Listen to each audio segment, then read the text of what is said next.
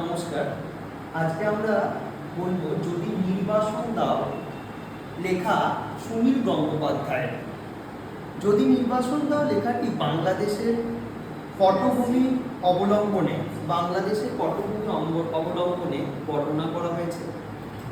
এই কবিতাটির মূল বক্তব্য ছিল, যখন লেখক বা কবি বাংলাদেশ থেকে বিতাড়িত হওয়ার সম্ভাবনাময় পরিস্থিতিতে ছিলেন, যখন উর্দু এবং বাংলা ভাষা নিয়ে সেখানে আলোচনা চলছিল, আন্দোলন চলছিল, কিন্তু কবি বুঝিয়েছেন একটি দেশ থেকে নির্বাসন দিলেও তার মন থেকে কোনোদিন দেশপ্রেমকে ভিন্ন করা যায় না, আলাদা করা যায় না।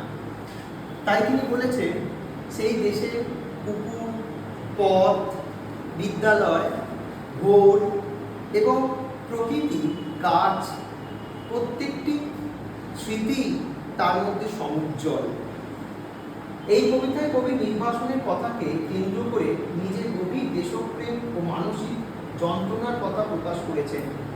তিনি বলেন, যদি তাকে দেশ থেকে নির্বাসিত করা হয়, তবুও তিনি নিজের অস্তিত্ব ও প্রতিবাদ বজায় রাখবেন। দেশের প্রকৃতি, নদী, ভোরের দৃশ্য, এসবের প্রতি তার গভীর টান স্পষ্ট। কবি বোঝাতে চান, জন্মভূমির সঙ্গে মানুষের সম্পর্ক শুধু ভৌগোলিক নয়, তা হৃদয়ের সম্পর্ক।